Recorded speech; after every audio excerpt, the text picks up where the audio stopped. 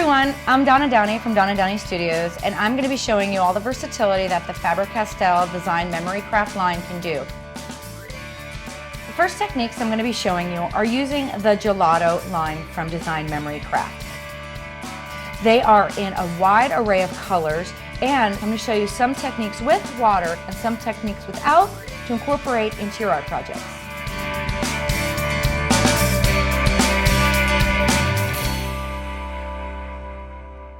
One of my favorite techniques to use with gelatos is what I call gelato drippage. It's a way to get the color to run down your page using watercolors and water, and it makes a really great backdrop for whatever you're going to create on top. The entire background of this piece was created with drippage. You can see it from the bottom because when I first started, I started with the canvas this way and dripped the color down.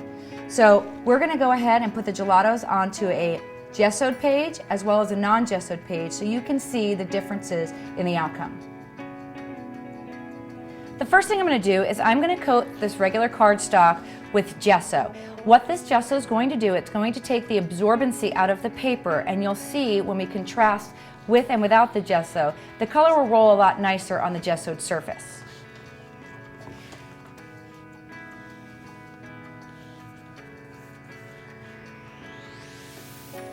Okay, now while this page is drying, we'll pull a blank piece of cardstock and do the gelato drippage on a porous, non-gessoed page. The first thing I did is I pulled out the gelatos in one cool colorway. When you're mixing colors, you should really stay within an either warm or cool palette so when they blend together, they don't make mud.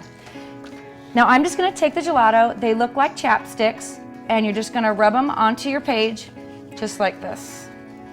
And you can be heavy-handed. The more heavy-handed you are, the more color you're actually transferring.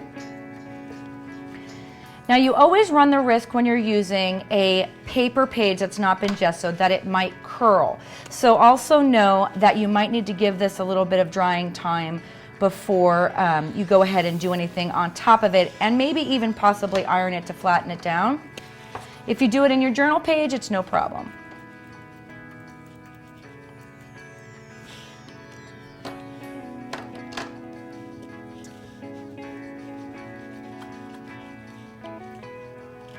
Now you can go as crazy and as heavy as you want on this. I'm just going to keep this quite simple.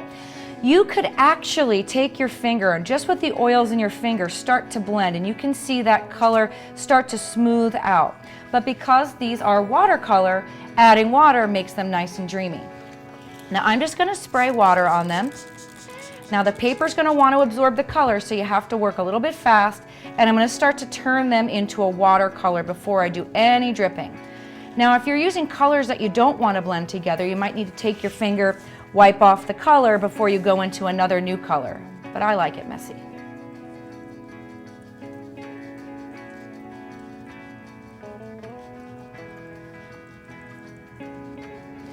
Now wet is going to lead into wet, so because this page is dry, you're going to see the drips run in a straight line. And I'll do an example of both for you. I'm just going to put this towel here so it'll catch all of my drips. And you'll just see the color kind of go straight down. You can shake it, you can force it. But because wet leads into wet, if you spritz it with a little bit of water, you'll see the color even move further and further down. Now this would be great for a card background, on a journal page. You can even do it on a canvas, but you just want to make sure this color is going to dry and blend, because like you can see right here, it's going to grip. But now, when I show you what's going to happen on the gessoed page, you're going to see all these dreamy colors just run smoothly down the page. As I finish up putting the color on the gessoed one, I want to show you just how smooth these colors will blend in contrast to the non-gessoed surface. So I'm going to take these, spray a little water, and you'll immediately see that the color starts moving on its own. Way more painterly than when the surface is porous.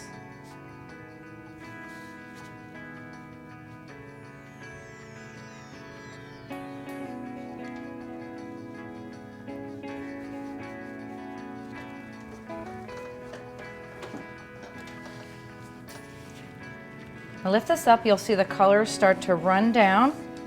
Spritz some water, and there's none of that color being absorbed into the paper. They're just dripping and rolling down the piece. Now, in opposition to that was the first one we did. So when it's porous, you'll see that one drips nice and smooth and makes this painterly effect, and one, the paper's gripping it so much that it won't move. To take this one step further, now that I've got this painted surface nice and wet, I can make some texture in it. I'm adding a little bit more water, and then I'm going to take regular table salt. Now, this is a reaction between the salt and the water. It's not really with the watercolor, but any water-based product will work for this. So as I take this on, you can see the color starts to grip the salt.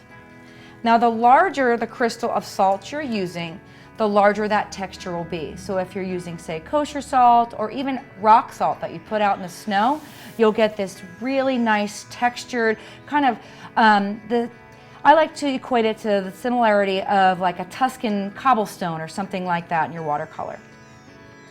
Here you can see an example of a finished piece with the texturizing in the background, just adding to the visual interest of the piece, simply just by using a gessoed surface, sprinkling that salt on while the page is still nice and wet, and you'll leave that nice residue of the salt behind. Now to remove the salt, just wait for the piece to dry 100%, and then just take your hand and slough the salt particles away.